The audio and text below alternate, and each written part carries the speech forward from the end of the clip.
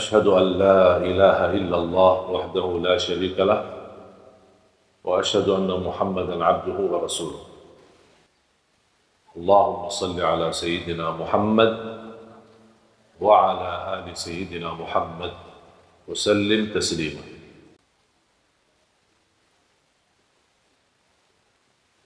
Alhamdulillah, syukurillah, masih diberikan oleh Allah SWT kesempatan untuk kita sama-sama bertemu kembali dan silaturahim.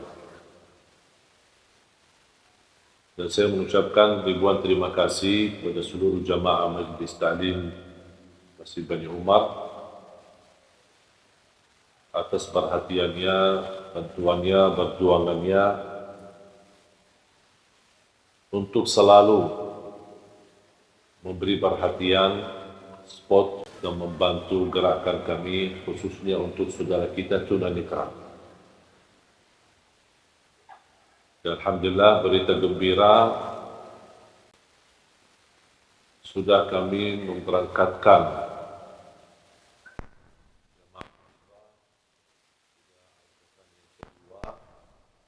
dari saudara kita tunanetra. Alhamdulillah, kemarin baru mereka pulang dari Tanah Suci, hampir kurang lebih 25 orang. Dan subhanallah, walaupun saya tidak berkesempatan berangkat bersama mereka, tapi teman-teman dan tim dari yayasan temani mereka dan kawal, dan mereka mencerita begitu indahnya perasaan mereka sepanjang perjalanan ke Tanah Suci. Bayangkan 25 orang, tapi antri panjang, menarik perhatian. Dan alhamdulillah oleh petugas imigrasi sangat membantu kemudahan untuk proses penerbitan paspor. Ketika proses juga visa, ketika di Madinah pun alhamdulillah diberikan kemudahan. Jadi mereka sangat bangga dan senang. Yang buat saya terharu ketika melihat rakaman mereka ketika bertalbiyah, ketika berdoa, ketika lagi salat di Masjid Nabawi, dan mereka menangis. Dan mudah-mudahan kita terus memperjuangkan supaya kita mampu memberangkatkan insyaAllah haji untuk mereka. Dan itu semua perjuangan tidak akan terlepas daripada perhatian ibu-ibu. Karena jujur saja, kalau bukan izin Allah Subhanahu Wa Taala, kemudian bantuan, perhatian, kasih sayangnya dari ibu-ibu, nampaknya program ini belum tentu bisa jalan.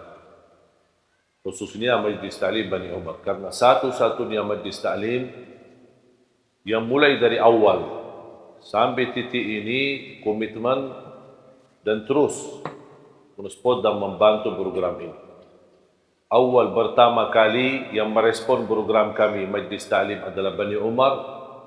Kemudian selanjutnya, walaupun ada beberapa Majlis Ta'lim yang lain yang ikut bantu, tetapi yang komitmen tidak pernah terlepas perjuangannya, tidak pernah bosan dan tidak pernah menjauhi dari program ini, itu satu-satunya Majlis Ta'lim Bani Umar. Mudah-mudahan ini merupakan berkah untuk semua jamaah dan mudah-mudahan menjadi amal jariah, sedekah jariah yang tidak terputus pahalanya insya-Allah sampai hari kiamat. Dan semoga insya-Allah diterima di sisi Allah Subhanahu Wa Taala. Para jamaah sekalian dimuliakan Allah Subhanahu Wa Taala,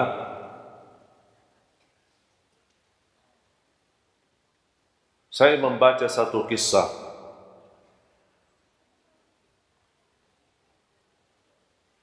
membuat saya berfikir betapa besarnya keagungan dan kemuliaan Allah Subhanahu Wa Taala, dan selalu Allah beri yang terbaik.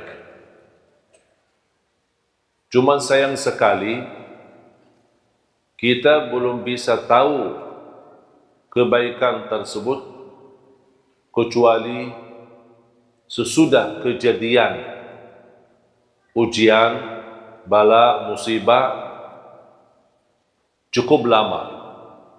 Istilahnya kita mengetahui hikmah, alasan apa yang terjadi, apa yang kita hadapi di kemudian hari atau di waktu yang cukup lama, baru Allah munculkan hikmah dan alasan.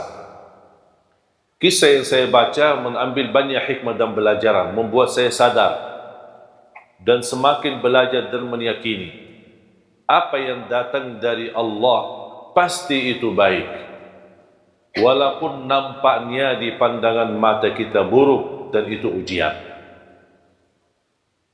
Ada beberapa pengusaha berdagang, mereka belanja barang banyak dari salah satu negeri, kemudian mereka naik kapal yang cukup besar dan juga membawa barangnya masing-masing. Di dalam perjalanan untuk kembali ke kampung mereka, terjadilah hujan besar, gelombang, dan dia menghadapi ujian yang amat besar di tengah laut. Mereka mengambil keputusan harus barang-barangnya ada yang harus dibuang untuk mengurangi beban yang terjadi di atas kapal tersebut.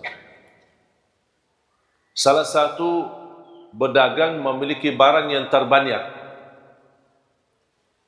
Ternyata jatuhnya dia akan dihabiskan separuh barangnya, akan terbuang. Dibanding yang lain cuma seberapa saja.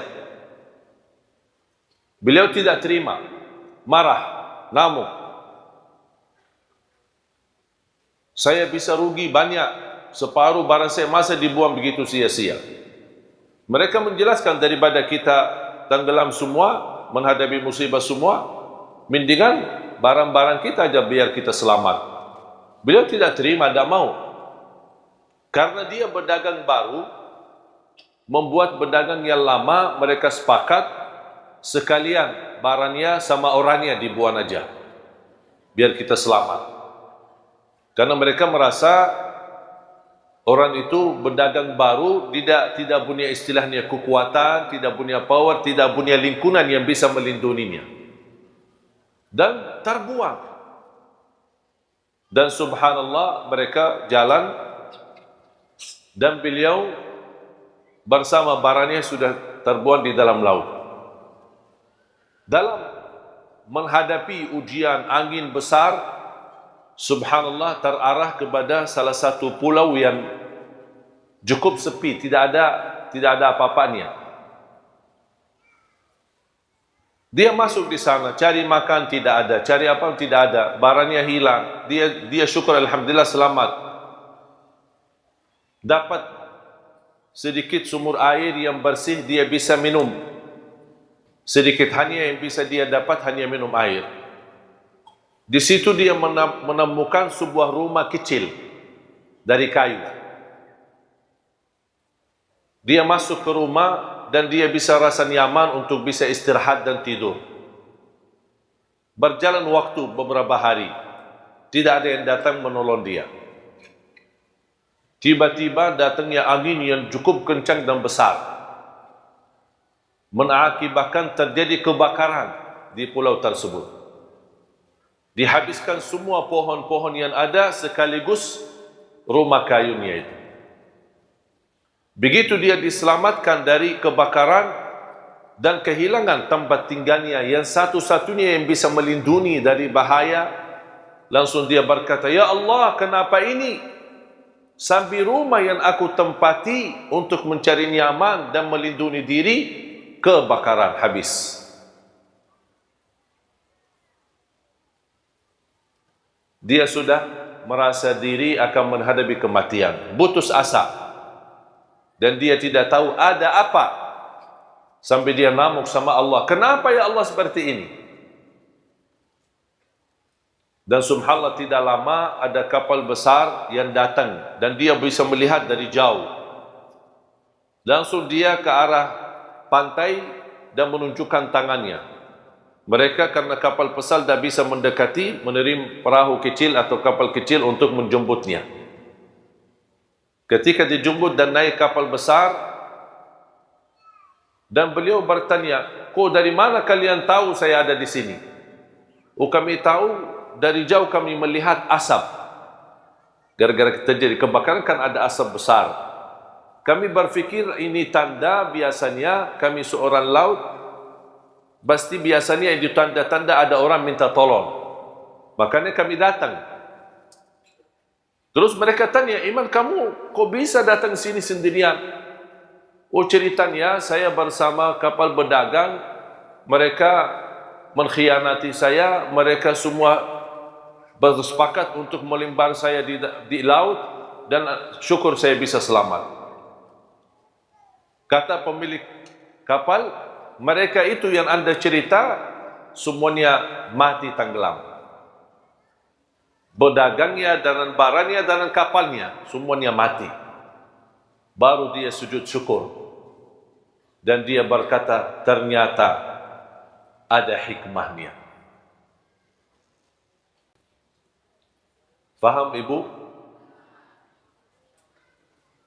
Memang subhanallah, Allah maha baik. Wallahi ibu-ibu tidak bakal tahu bagaimana cara Allah mengatur ujian kita. Tapi yakini, Allah tidak pernah mau susahkan kita.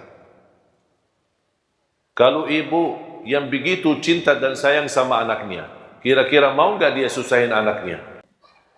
Kata Rasulullah, Allah jauh lebih besar kasih sayangnya kepada hamba daripada ibu kepada anak. Tapi ada manusia yang belum percaya sama Allah. Ada manusia yang masih berkata, "Ya Allah, kenapa saya seperti ini? Ya Allah, kenapa saya cuma penderita sakit? Ya Allah, kenapa saya sudah lama menikah tapi belum bisa punya keturunan? Ya Allah, kenapa saya dijodohkan sama orang yang jahat yang menyakiti perasaan saya? Ya Allah, kenapa saya punya usaha semuanya habis dan rugi? Ya Allah, kenapa saya..." Itu bahasa kita sehari-hari. Padahal kita tidak tahu dan belum meyakini Allah jauh lebih sayang sama kita daripada ibu kepada anak.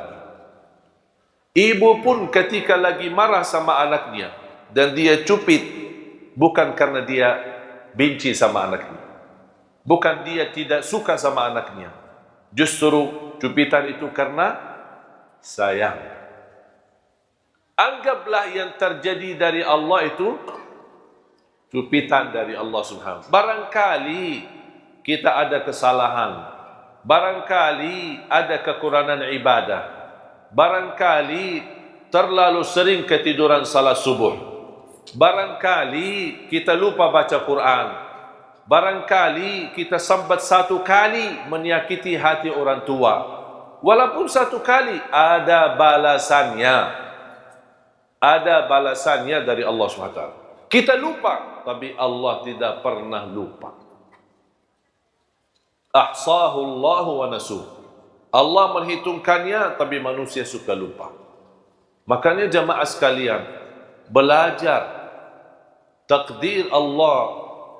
Walaupun ada buruknya, tapi yakini di belakang keburukan ada hikmah, ada kebaikan, ada sesuatu yang kita tidak tahu. Contoh,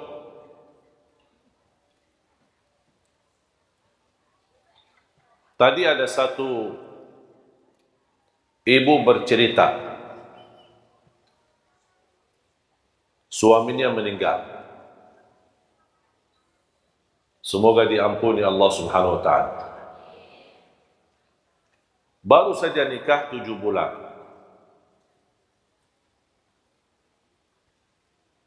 Cerita yang disampaikan oleh ibu, saya menanggapi bagaimana beliau cinta sama suaminya.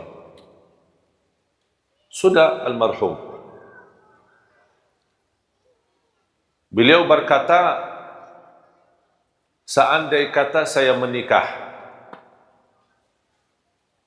tapi masih merasa terbeban karena dia sayang sama suaminya. Dan dia berkeinginan bertemu suaminya di surga. Terus kalau saya dijodohkan lagi, nikah, usianya masih muda, saya khawatir gimana nanti sama suami yang pertama atau suami yang kedua. Ya udahlah, daripada bingung, mendingan dah usah nikah katanya. Biar dijamin dapat dan bertemu suaminya di surga.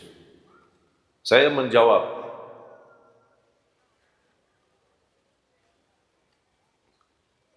kalau usulan saya, kalau ada jodohnya nikahlah. Masih muda, belum punya anak lagi, nikahlah. Urusan surga nanti urusan lain. Ketemu siapa itu urusan sama Allah. Dan kejadian ini sama pernah terjadi sama istri Rasulullah, bernama Ummu Salamah. Kenal nggak Ummu Salamah?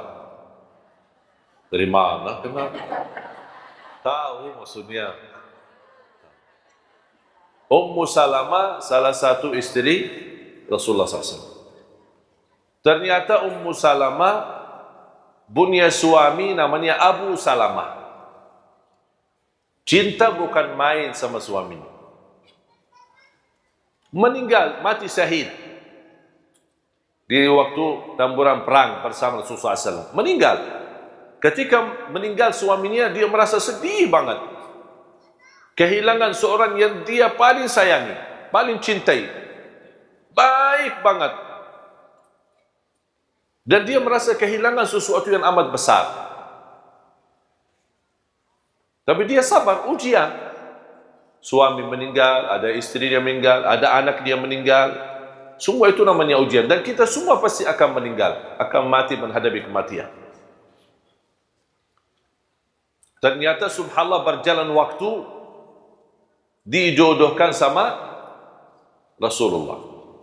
Sebelum dijodohkan sama Rasulullah, dia pernah berkata,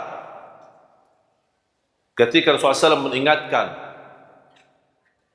untuk bersabar dan menerima ujian ini, dan insya Allah Allah ganti yang lebih baik. Langsung beliau berkata, siapa yang lebih baik dari Abu Salamah? Tak mungkin bisa menemukan orang-orang yang lebih baik dari Abu Salamah. Pertanyaan saya, ibu-ibu, mana yang lebih baik, Abu Salamah atau Rasulullah? Akhirnya jadi jodohnya sama Rasulullah SAW.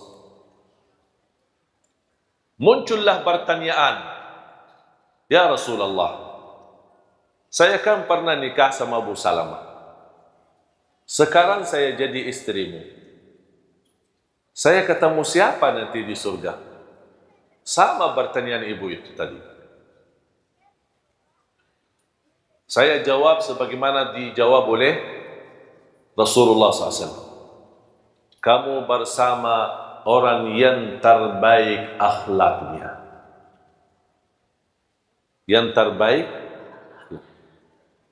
Kalau kira-kira Abu Salamah lebih baik akhlaknya, berarti nanti sama Abu Salamah. Tapi yang kita tahu dan kita belajar, yang paling mulia akhlaknya siapa? Berarti dia sama. Dan disitulah kunci kebahagiaan dalam rumah tangga. Kemuliaan akhlak. Jamaah sekalian, tidak ada rumah tangga yang tidak bermasalah. Tetapi kunci mengatasi segala persoalan dan permasalahan adalah kemuliaan akhlak. Bahkan Rasulullah SAW bersabda, menunjukkan kunci kemuliaan seorang laki-laki, terutama laki-laki. Sebagaimana kemuliaan seorang atau kemuliaan seorang laki-laki yang paling mulia akhlaknya sama istrinya. Makanya ulama berkata, kalau ingin mengetahui akhlak seorang, jangan tanya jauh-jauh, tanya istrinya. Kalau istrinya biar mentul, berarti Mantap? Alhamdulillah. Kalau istrinya berkata, stres, pusing, oh berarti masalah.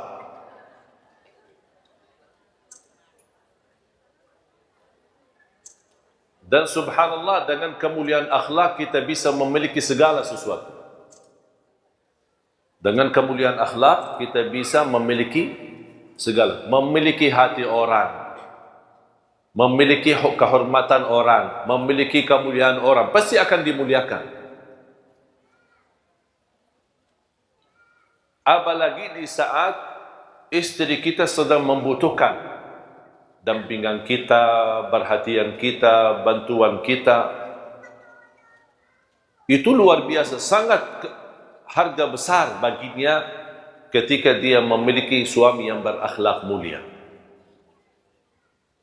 Makanya jamaah sekalian, sampai Rasulullah SAW bersabda, "Aqrabukum minni majlisan yawmal qiyamah ahasinukum akhlaqa." Yang paling dekat kepadaku hari kiamat, kata Rasulullah, yang paling mulia akhlaknya di dunia. Jadi kemuliaan akhlak atau seorang memiliki kemuliaan akhlak, dia mendapatkan posisi yang amat besar di sisi Allah. Kemuliaan, darajat yang tinggi bersama para nabi, siddiqin, syuhada dan salihin.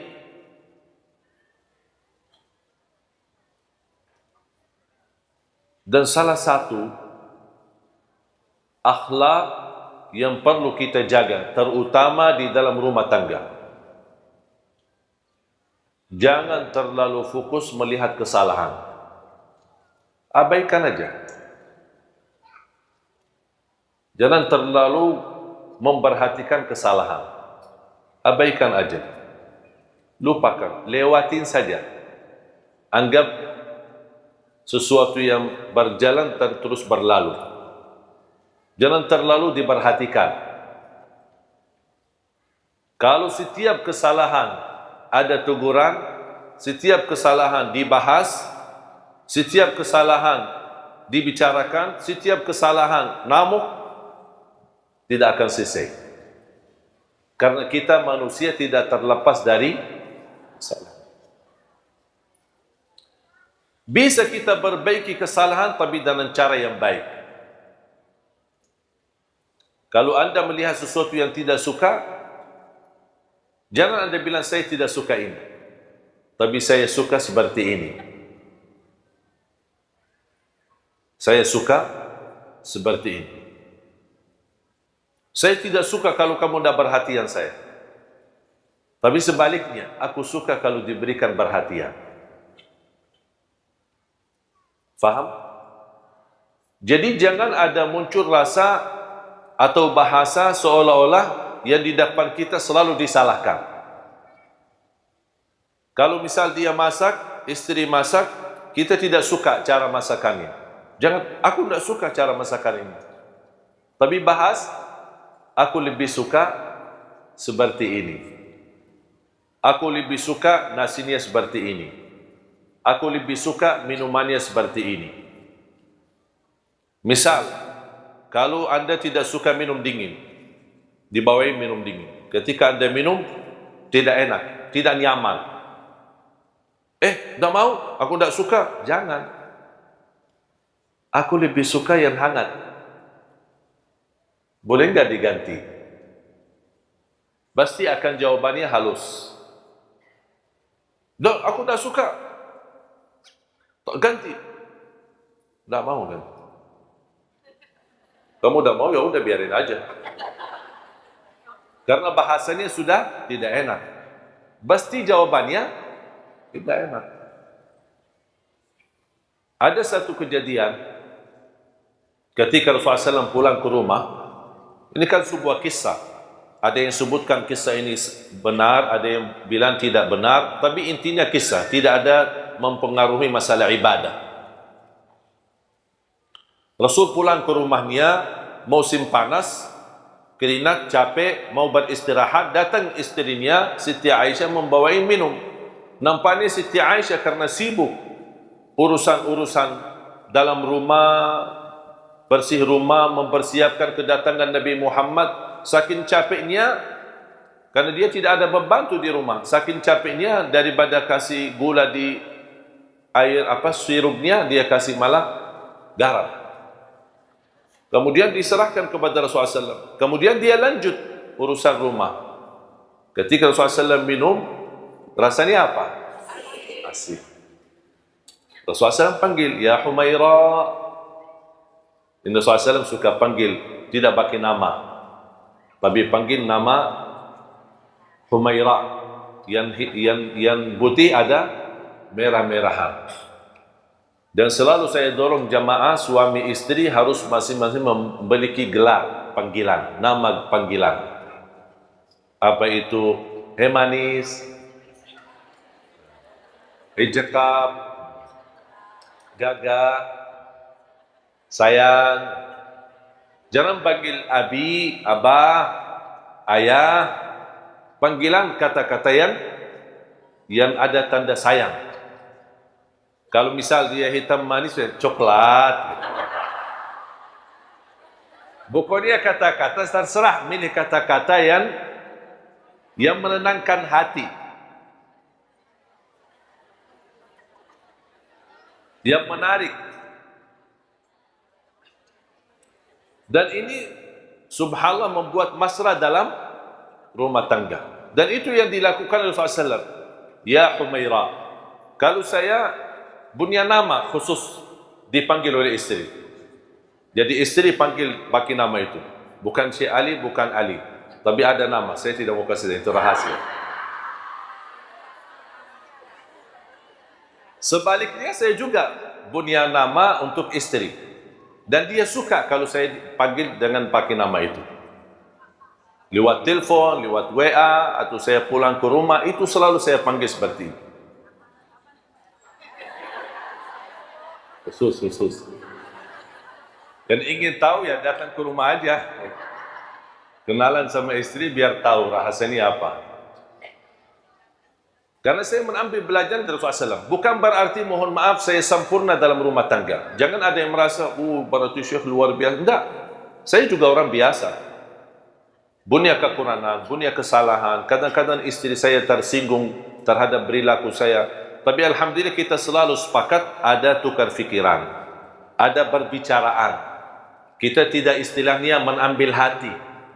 Aku lihat dia, aku marah, terus simpan di hati. Dia lihat saya, dia marah, simpan di hati. Itu tidak akan selesai masalah.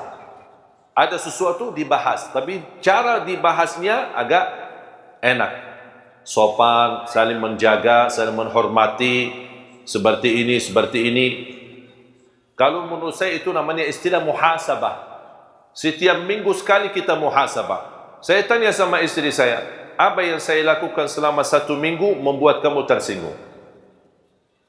Dia kasih tahu. Kalau tidak dia kasih tahu, dari mana saya bisa tahu? Karena yang sakit hati siapa? Istri. Hati yang dia punya, bukan saya punya. Saya tidak tahu isinya. Makanya harus saya tanya, apa yang membuat kamu tersinggung? Apa yang membuat kamu tidak enak hati? Oh, kalau begini, kalau foto sama ibu-ibu jangan terlalu dekat. Siap.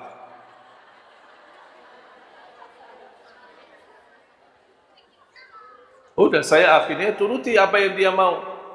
Kalau bisa, jangan foto sama sekali.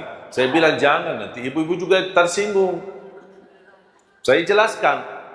Saya tidak bilang tidak mau dan membalas dengan kasar, enggak. Saya bahas begini, kalau di Indonesia, kalau tidak menolak, kalau ketika diajak foto, nanti kita dianggap sombong. Tidak ada kasih sayang, tidak ada perhatian.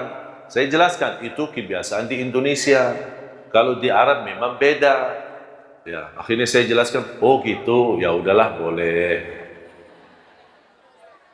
Tapi coba kalau saya bilang, pas begitu, kalau bisa jangan foto sama ibu-ibu, tidak mau, harus saya foto. Berantem, tidak akan selesai masalah. Dan tidak bakal dia setuju. Tapi dia ada bicara baik-baik, halus, akhirnya alhamdulillah dapat disetujui. Tapi jangan terlalu dekat. Aku heran kadang-kadang ada ibu-ibu begini. Astagfirullahaladzim, saya kaget. Saya bilang, ibu, saya masih wudu.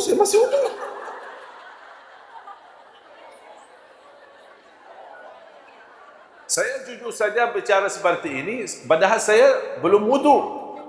Tapi kenapa saya terpaksa jangan supaya dia menjauh daripada bubuk jauh.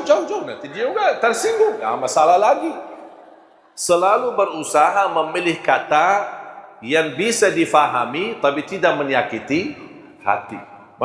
Maaf, saya lagi wudu. Ya. Dah, langsung dia awas sendiri. Daripada kita berantem. Ibu jangan dekat. Ibu jangan dong. Kok sih kasar ya? Karena saya belajar selama saya berada di Indonesia, orang Indonesia tidak suka kasar. Mungkin kita orang Arab, budaya Arab agak kasar ya. Termasuk bicara. Makanya kalau saya ada punya teman mau cari istri orang Indonesia, kadang-kadang calon istri tanya, gimana dia, kasar enggak? Dia sudah ada gambaran orang Arab kasar, padahal tidak semua sama. Ya contoh seperti saya kan. Jadi ketika saya mau jodohkan, malah ada yang menolak. Oh jangan semua orang Arab, takut. Saya ternyata belajar, kalau di Arab memang nada suara pun kita agak tinggi. Pernah ada teman saya orang Indonesia datang, saya sedang ngobrol sama adik saya. Dia menunggu di luar. Ketika dia mendengar, dia datang, ada apa Pak? Saya bilang, tidak ada, kita lagi ngobrol. Cuma lagi suara agak tinggi, dia fikir kita lagi berantem, padahal tidak. Makanya saya mengambil kesimpulan ketika saya pernah diwawancarai, apa yang Syekh dapat di Indonesia, sesuatu yang bisa berkesan dan selalu dijaga. Saya bilang saya belajar orang Indonesia suka yang lembut dan sopan, tidak suka yang kasar. Makanya kalau kita di Arab dulu, saya suka mengucapkan Assalamualaikum. Jadi orang, Waalaikumsalam. Begitu saya datang ke Indonesia, saya berubah lagi. Assalamualaikum. Itu orang Indonesia. Begitu, makanya saya ikut salam sama orang Indonesia. Ketika ketemu orang Indonesia, kalau ketemu orang Arab, salam. Ini kan saudara saya. Assalamualaikum. Dia sudah faham. Itu bukan marah. Tapi kalau sama orang Indonesia bisa salah faham. Salam aja kok begitu sih. Makanya saya rubah. Assalamualaikum. Apalagi pakai senyum. Walaupun kita lagi stres, gak ada apa-apa senyum. Karena orang suka melihat kita senyum. Makanya Rasulullah SAW ketika minum dan minumannya asin, apa yang tidak Rasulullah SAW? Tidak menumpahkan gelasnya, tidak melembatkan dan tidak marah-marah. Apa? Ya kita datang capek-capek, malah dikasih air minum yang asin. Aduh, sambil minum aja tidak bisa bikin, udah mau nikah lagi. Tidak, Rasulullah SAW duduk manis. Ya Humairah. Siti Aisyah juga labbaik, dan itu salah satu kata yang saya suka di Indonesia. Suka labbaik, kalau anak-anak labbaik, labbaik. Itu sebenarnya kata-kata dari dulu ada di Arab. Diambil dari kata labbaik Allahumma labbaik. Kenapa? Menunjukkan saya akan segera jawab. Saya akan segera sami'na wa ata'na. Daripada dipanggil, labbaik, artinya, tapi jangan labbaik dah datang. Lama suaminya panggil, sayang, labbaik. Dan panggilan labbaik belum datang juga. Kalau sudah labbaik, tinggalkan semuanya, segera datang. Siti Aisyah langsung, ya Humairah, labbaik, datang. Apa kata Rasulullah? Ayo, berkenan enggak temani saya minum? Temani saya minum. Siti Aisyah senang diajak sama suaminya ikut minum bareng. Apa Siti Aisyah suka di mana bekas bibirnya Rasulullah? Oh ini dia minum, habis minum.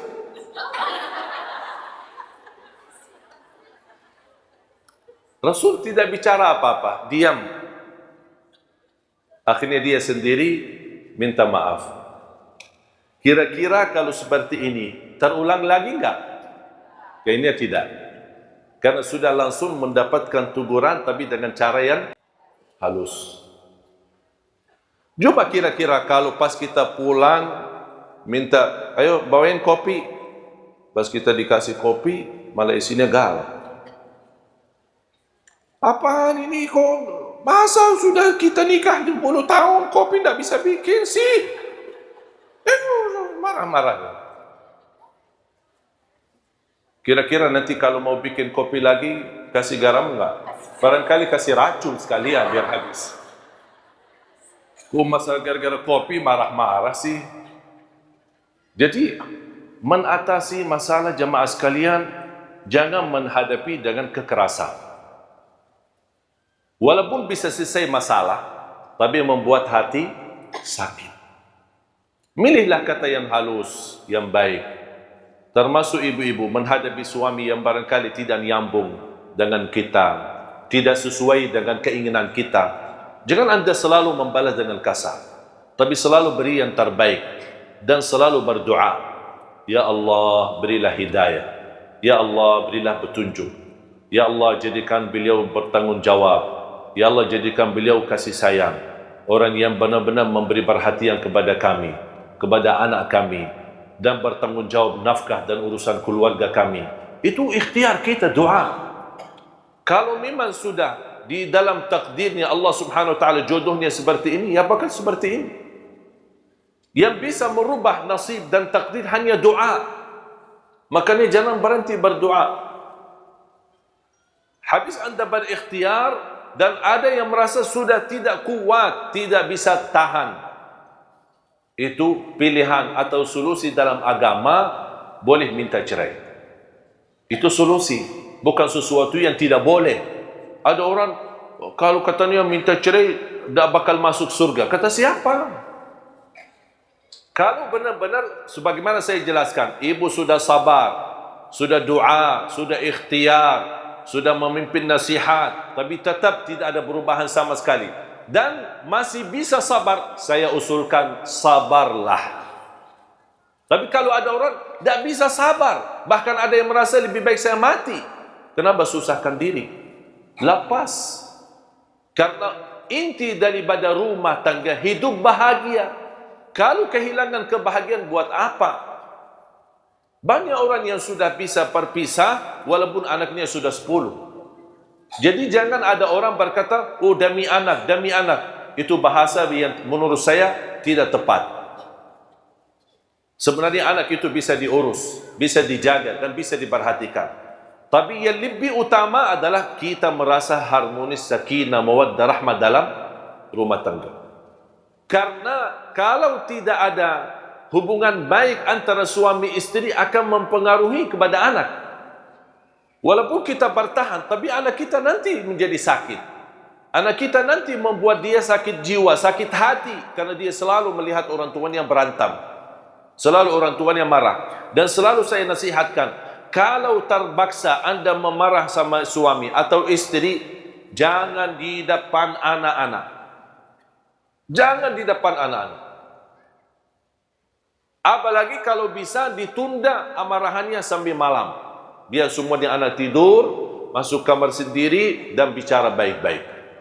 Sudah akan diselesaikan masalah. Wallahi tidak ada masalah, pasti ada jalan keluar. Tapi kita mau atau tidak jalan keluarnya, itu persoalannya. Banyak ujian yang saya hadapi dalam rumah tangga, tapi selalu yang membuat kami bahagia, selalu saya sepakat sama istri, selalu mencari jalan keluar. Selama ada masalah, pasti ada jalan keluar. Fa inna ma'al usri yusra, inna ma'al usri yusra. Kalau ada satu kesusahan, berarti ada dua jalan kemudahan. Itu yang saya sudah yakini saya sama istri saya. Dan alhamdulillah tidak pernah ada masalah, kami cepat bisa mengatasinya. Dan tidak berlama-lama, supaya tidak menimbulkan hal-hal yang tidak diinginkan. Apapun sikapnya, apapun prinsipnya, apapun kejadiannya, makanya jamaah sekalian, kembalilah akhlak yang mulia, akhlak yang baik. Jaminan dapat syafaat Nabi Muhammad, jaminan darajat yang tinggi di dalam surga. Bahkan Rasulullah SAW bersabda, darajatnya orang yang mulia akhlaknya bisa tercapai lebih tinggi daripada darajatnya ahli puasa dan ahli tahajud. ahli puasa sama, padahal kita tahu pahala puasa begitu besar, pahala tahajud begitu tinggi, tapi jauh lebih tinggi daripada dua-duanya adalah orang yang mulia akhlaknya. Contoh, kalau ada orang suka puasa, suka tahajud, tapi tidak baik akhlaknya. Ada satu orang tidak puasa, tidak tahajud, tapi baik akhlaknya, jauh lebih mulia di sisi Allah yang baik akhlaknya. Apalagi kalau bisa kita jaga puasa, jaga tahajud, jaga ibadah, dan juga jaga akhlak. Itu luar biasa, mantap.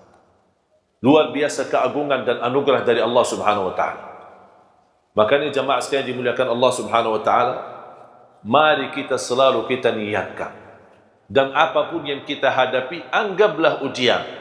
Huwallazi khalaqal mauta wal hayata liyabluwakum ayyukum ahsanu amala. Allah menuji kalian agar bisa anda tahu siapa yang terbaik amalan. Buat apa Allah uji? Supaya terlihat siapa yang terbaik, siapa yang paling sabar, siapa yang paling ikhlas, siapa yang paling ridha. Kalau tidak diuji, tidak ada bedanya sama kita. Tidak ada di antara kita berbeda-beda. Semua sama di sisi Allah. Tapi apa yang membuat kita punya kelebihan? Ujian. Ketika datangnya ujian, Allah melihat. Ada namuk, marah, tidak ridha, tidak ikhlas. Ada satu lagi, sabar, ikhlas, ridha. Kata Allah, ini lulus. Itu dapat keuntungan. Berarti ketika ada ujian, bukan Allah ingin menyakiti kita, tapi Allah ingin menunjukkan posisi kita di sisi Allah Subhanahu wa ta'ala.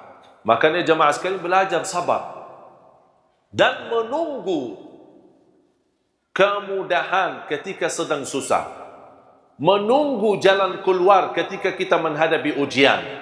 Kesabaran itu dan menunggu adalah ibadah tersendiri. Contoh, kita lagi ada masalah dan kita sudah berupaya menunggu jalan keluarnya. Ada jalan keluar, tapi belum waktunya. Masih dalam proses. Berarti kita butuh tunggu. Tunggu berapa lama? Bisa 1 bulan, bisa 2 bulan, bisa 1 tahun. Kita menunggu sampai selesai proses, baru akan kita dapat terbuka jalan keluarnya. Anda menunggu seberapapun lamanya, selama Anda tunggu itu terhitung sebagai ibadah. Intidharul faraji ibadah. Menunggu datangnya kemudahan dan pertolongan Allah itu ibadah sendiri. Berarti Anda dapat pahala karena tunggu, Anda dapat pahala lagi sabar, dan Anda akan syukuri ketika datangnya kemudahan dan pertolongan dari Allah Subhanahu wa ta'ala. Jamaah sekalian yang dimuliakan Allah Subhanahu wa ta'ala, saya akhiri satu cerita. Mau kan cerita? Ibu-ibu senang cerita.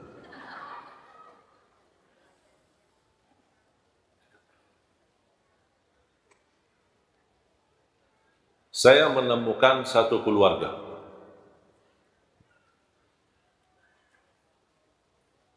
Ketika habis pulang sekolah, itu terjadi di kota Madinah, di masa saya sekolah. Saya menemukan seorang tunanetra sedang berdiri di pinggir pintu sekolah, gerbang sekolah. Saya perhatikan, dan qadarullah, saya juga sedang menunggu ayah saya jemput untuk pulang sekolah. Ternyata Allah takdirkan ayah saya pun telat, dan tunanetra pun di samping saya juga sendirian. Menarik perhatian saya, membuat saya mendekat dan ajak bicara. Kamu tunggu siapa? Saya tunggu ayahku, kata. Ayahnya kepala sekolah di salah satu sekolah, tapi yang posisinya cukup jauh. Nampaknya ada mendadak rapat atau apa urusan, tidak bisa datang. Di waktu itu belum ada handphone, belum ada HP untuk bisa ditelepon. Menanya, di mana? Lagi di mana? Sama-sama kita tunggu. Cukup lama, hampir 1,5 jam. Siang hari, panas. Saya berkata sama beliau, rumah kamu dekat enggak? Ya dekat. Mau enggak saya antar? Ya boleh. Seberang rumahnya. Jadi sekolah ini tinggal kita seberangi jalan, ada jalan raya, kemudian kita bisa ke rumahnya. Kata beliau, rumah saya dekat, tinggal hanya seberang jalan di belakang gedung yang di depan kita, pasti pinggir jalan raya ini. Saya langsung berkata, tapi nanti kamu tunjukkan ya, tunjukkan jalan ya. Beliau ketawa, masa saya buta yang tunjukin jalan? Pas begitu saya dampingi, subhanallah ibu-ibu, wallahi orang tunanetra itu jauh lebih faham jalanannya daripada saya yang bisa lihat. Kanan, kiri, awas ada lubang, ada ini, masuk gang, sampai ke gedung rumahnya. Ada beberapa lantai seperti apartemen. Begitu kita masuk, awas ada tangga 3, kita jalan. Ada lagi tangga 1 kecil, kita naik. Ada lift, buka pintu. Bencet nomor sekian. Pas kita naik, pas begitu keluar ke arah kanan. Sampai di mana bandnya rumah itu dia tahu posisi di sini. Nah, begitu ibunya buka dan dia masuk di belakang pintu karena diharapkan pakai cadar. Dia tidak menunjukkan diri, tapi dia berbicara sama saya di belakang, dari belakang pintu. Terima kasih Allah, kami tadi kekhawatiran, anak kami telat, suami juga sibuk, tidak bisa ditelepon karena dia mau telepon ke sekolahannya. Alhamdulillah bersyukur Anda bisa bawa anak kami di sini. Dan maksa-maksa untuk saya diajak masuk temani karena suaminya sedang dalam perjalanan mau pulang. Maksudnya diajak makan siang. Kalau orang Arab makan siang sampai sore. Kalau makan malam jam 12 malam. Makan subuhnya jam 10 pagi. Dan ini semua alhamdulillah berubah ketika saya sudah di Indonesia. Makan subuh habis subuh, makan siang habis zuhur, makan malam habis isya. Dan kalau sudah malam sekali, sudah tidak makan dan tidak minum sampai insya Allah istirahat. Jadi ketika saya diajak masuk dan temani ada satu ruangan buat tamu, ada satu kejadian membuat saya sangat terkejut. Beliau yang tadi saya antarin, dia mengajak adiknya. Ada 3 saudara. Yang sama saya itu usianya kurang lebih 19-20. Ada yang satu lagi adiknya 16. Ada yang satu lagi adiknya kurang lebih 10 tahun. Ada yang satu lagi 6 tahun. 3. Ketika beliau ajak, ini kenalan saudara saya, adik-adik saya. Pas begitu salaman, ternyata jamaah sekalian semuanya tunanetra. Semuanya buta.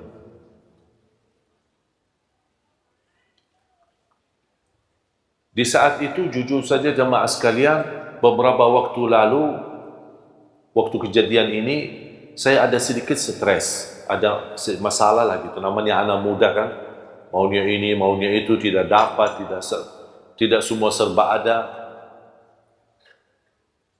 Pas begitu saya melihat mereka, saya merasa malu sama Allah. Ternyata selama ini banyak nikmat yang kita dapat. Ternyata di sisi lain atau di keluarga yang lain, semuanya diuji oleh Allah, bukan satu, semuanya. Hanya yang selamat dalam anggota keluarga itu hanya suami istri. Ternyata keluarga mereka keluarga besar 7 orang. 4 laki-laki dan 3 perempuan. Dan semuanya tunanetra. Semuanya buta. Tapi ketika saya bertemu dengan ibunya dan dia berbicara sama saya dari belakang pintu, subhanallah, tersentuh hati saya karena dia tidak pernah melepas daripada ucapan Alhamdulillah. Alhamdulillah. Coba kejadian ini cerita di masa sekolah, SMP, sampai sekarang, alhamdulillah hubungan saya dengan mereka baik. Cuman hanya saya sekali antar menjadi sahabat akrab. Dan semua keluarganya ini 7 orang, yang laki maupun perempuan. Beberapa waktu yang lalu saya menghadiri acara wisuda, mereka tamat 30 juz hafal Al-Quran. Kata ibu, kadang ada muncul rasa sedih ketika melihat anakku keadaannya begini. Tapi saya sekarang bangga sekali. Terlupa ujian anak-anakku buta. Karena mereka sudah menjadi penghafal Al-Quran. Memang buta di dunia tidak bisa melihat. Tidak bisa baca Quran dengan mata sendiri mempandangi Al-Quran. Tapi insya Allah di hari kiamat, dia akan menjadi saksi baik untuk kedua orang tuanya. Dan akan bisa melihat dengan jelas dan terang jalan menuju ke surga Allah Subhanahu wa ta'ala. Makanya jamaah sekalian, kita bersyukur. Kita masih banyak belum bersyukur. Menurut saya terlalu banyak nikmat yang Allah berikan. Nikmat orang tua, nikmat kita masih bisa bergerak kemana saja pergi. Nikmat aman di negeri kita, alhamdulillah bisa pulang kemana-mana, bisa pergi kemana-mana, menghadiri majlis ta'lim, tidak ada yang mengganggu kita, tidak ada yang menyakiti kita, tidak ada yang mencuri atau mengambil hak kita. Kita merasa aman, nikmat, melaksanakan ibadah. Ada yang diberikan karunia bangun tahajud di tengah malam. Wallahi itu nikmat, ibu-ibu. Jangan ada yang merasa itu kehebatan kita atau kelebihan kita. Wallahi itu anugerah dari Allah Subhanahu wa ta'ala. Anda bisa beramal, donasi, beri nafkah, beri sedekah di mana-mana. Wallahi itu karunia, bukan karena kita punya uang, bukan karena kita punya kelebihan. Ketika diberikan kemudahan bisa umrah, wallahi itu karunia, bukan karena kita bisa daftar untuk umrah, bukan karena ada travel di mana-mana kita bisa ikuti mereka. Kalau kita bisa haji, wallahi itu karunia dari Allah, bukan karena kemampuan dan kehebatan kita. Banyak, terlalu banyak nikmat Allah. Kalau kadang saya duduk sendiri menghitungkan dan muhasabah diri betapa nikmat Allah yang ada di keliling kita, di sekitar kita, wallahi rasa malu. Tak sanggup untuk mensyukurinya semua. Ada ujian, tapi kalau kita berfikir dengan mata dan akal yang sehat, mana yang lebih banyak, ujian atau nikmat? Jauh lebih banyak nikmat. Tapi kenapa kita manusia suka lupa? Pas ada ujian kita baru marah dan tidak terima. Ketika ada nikmat, tak pernah ada manusia berkata, ya Allah, saya tidak pantas mendapatkan nikmat itu. Tapi ketika diuji, ya Allah, saya tidak pantas diuji. Itulah manusia. Makanya Allah sebutkan manusia di dalam Al-Quran, manusia amat bodoh dan amat zalim. Maksudnya apa amat bodoh dan amat zalim? Ya perilakunya, dia menzalimi dirinya sendiri. Dia merasa dirinya hebat dan dia lupa itu semua karunia dari Allah Subhanahu wa ta'ala. Makanya belajar jemaah sekalian, selalu ucapkan alhamdulillah.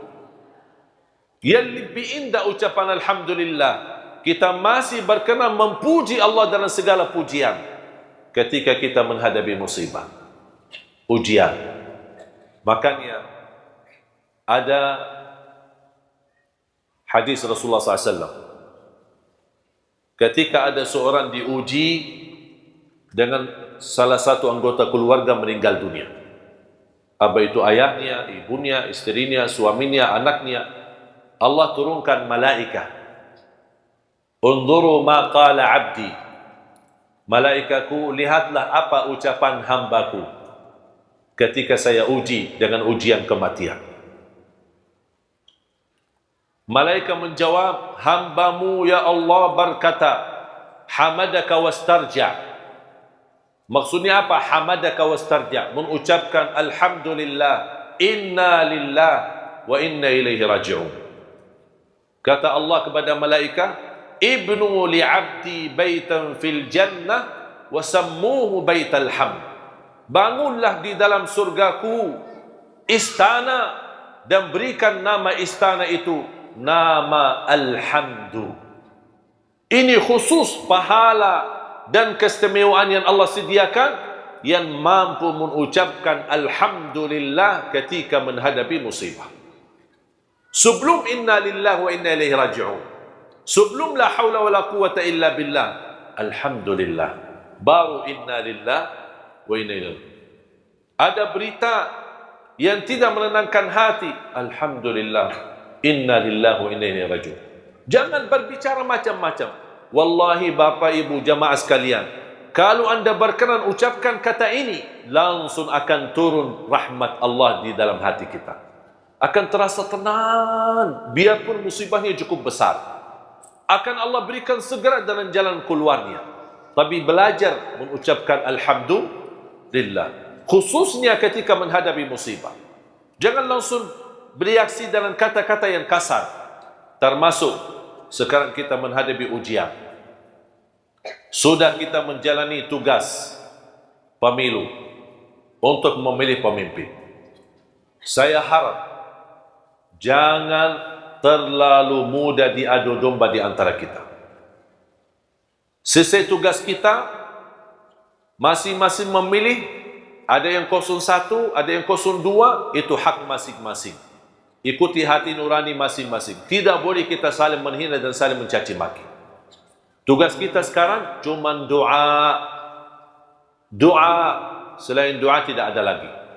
Jangan terlalu mau kalau diajak sini, lawan sini, benci sini, marah ini, marah itu, diadu domba di antara kita. Nanti yang jadi korban adalah rakyat kita Indonesia. Jangan sampai terjadi, malah kita sesama muslim. Di sana 01 ada di pihaknya ada ulama. Di 02 ada juga ada ulama. Di sana ada habaib, di situ juga ada habaib. Dan semua masing-masing berhak memberikan suara. Tidak boleh kita saling menyalahkan. Makanya harus kita belajar menerima perbedaan. Ini ada banyak upaya sekarang untuk menadu domba di antara kita. Hati-hati. Wallahi saya khawatir jamaah sekalian. Jangan sampai. Memang kita banyak yang gelisah. Merasa ada apa ini kok? Sampai sekarang ini. Begini cerita, begitu cerita. Apalagi terpengaruhi dalam media. Media pun banyakkan bohong, tidak benar. Hati-hati. Kalau bisa jangan nonton apa yang terjadi masalah pemilu. Udah tunggu aja keputusan yang resmi. Sabar. Kalau keputusan menenangkan hati, Alhamdulillah. Kalau keputusan tidak menenangkan hati, Alhamdulillah juga. Dan itulah yang pilihan yang Allah berikan. Ujian, apa yang kita mau lakukan?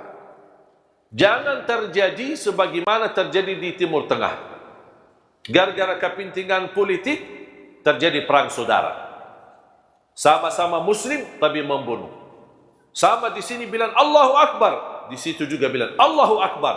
Coba sama-sama takbir, tapi bukan untuk salat, tapi takbir untuk menghalalkan darah seorang muslim sesama muslim. Na'udzubillah min zalik. Saya lahir besar di Timur Tengah. Coba lihat. Ibu-ibu belajar apa yang terjadi di sana. Yaman, Irak, Suria, Libya, Tunisia, kemarin Jazairia, sekarang Sudan, dan tidak ada habisnya persoalan-persoalan. Yang menjadi rakyat, yang menjadi kurban dan kambing hitam, rakyat mereka. Tapi kalau orang politisi, apa yang mereka dapat? Tidak ada masalah. Duitnya banyak, fasilitasnya luar biasa, tinggal dia ke Eropa, nikmati, senang-senang, ajak keluarga, sana ayo, terbang naik pesawat pribadi, nikmat. Tinggalkan rakyatnya dalam penderitaan dan persoalan-persoalan yang mereka hadapi sendiri. Makanya sebagaimana kita berhak memilih pemimpin, kita juga berhak menjaga aman di negeri kita. Dan kita tidak mau ada orang-orang yang merusakkan keamanan di negeri kita. Udah, kita sabar. Makanya jemaah sekalian, saya selalu berdoa, ya Allah, jangan sampai terjadi apa-apa di Indonesia. Wallahi, kalau terjadi konflik di Indonesia, gara-gara perbedaan, atau gara-gara politik, ini kan semua sekarang lagi hangat, lagi panas, gara-gara politik, bukan gara-gara agama. Tapi yang menjadi korban nanti siapa? Umat Islam. Umat Islam, karena umat Islam yang terbesar. Dan itu yang diinginkan oleh musuh Islam. Kita hancur, perang saudara, habis-habisan, mencaci maki, menghina, dan itu tidak layak sebagai orang muslim. Dan saya harap kita bisa dan mampu menjaga kebersamaan kita. Karena kita rakyat Indonesia masih diberikan oleh Allah karunia dan kemuliaan di sisi Allah Subhanahu wa taala. Mudah-mudahan saya selalu berdoa, ya Allah, lindunilah negeri kami. Ya Allah, lindunilah negeri kami. Jadikan negeri kami baldatun thayyibatun rabbun ghafur. Ya Allah, jauhkan negeri kami dari adu domba, dari fitnah, dari bala, dari musibah. Ya Allah, jadikan negeri kami aman, damai. Karena kami sangat khawatir terjadi perang saudara di antara kami, terjadi konflik di antara kami, terjadi permusuhan di antara kami. Karena yang akan jadi korban adalah kami sendiri sebagai rakyat. Akan adalah anak-anak dan cucu kami akan tidak nyaman tinggal di negerinya sendiri. Ya Allah, ya Arhamar Rahimin, Aku mohon jadikan negeri kami Indonesia baldatun thayyibatun rabbun ghafur.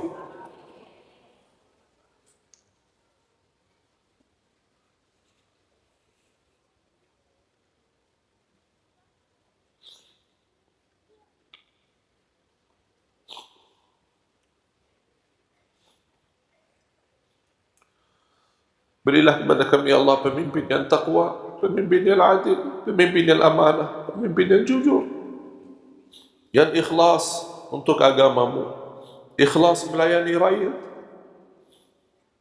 Ya Dzal Jalal wal Ikram. Lindungilah keluarga kami, anak dan cucu kami, agar kami bisa nyaman, aman, tenteram di negeri kami sendiri ya Rabbal Alamin. Ya Allah, ya Arhamar Rahimin, berilah kepada kami keturunan yang bahagia, anak saleh salihah, penghafal Al-Quran yang mampu menjaga nama baik keluarga kami. Ya Allah, tenangkan hati kami semua rakyat Indonesia ya Allah. Tenangkan hati kami, damaikan di antara kami ya Allah. Satukan dan rapatkan saf kami, rapatkan saf ulama kami ya Allah.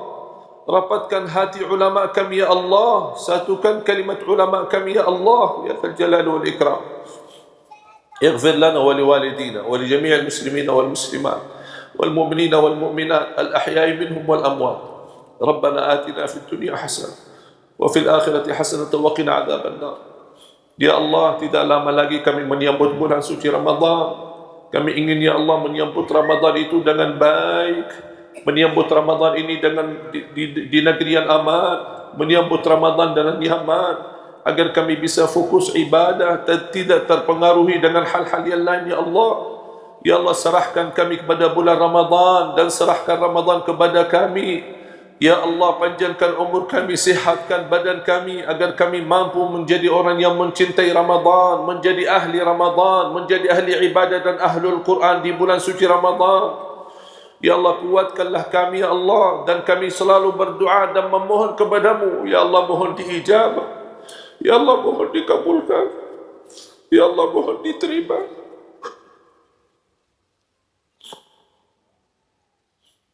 Rabbana taqabbal minna innaka antas samiul alim wa tub alaina innaka antat tawwabur rahim. Wa sallallahu ala sayyidina wa nabiyyina Muhammad wa ala alihi wa sahbihi wa baraka wa sallam. Walhamdulillahi rabbil alamin.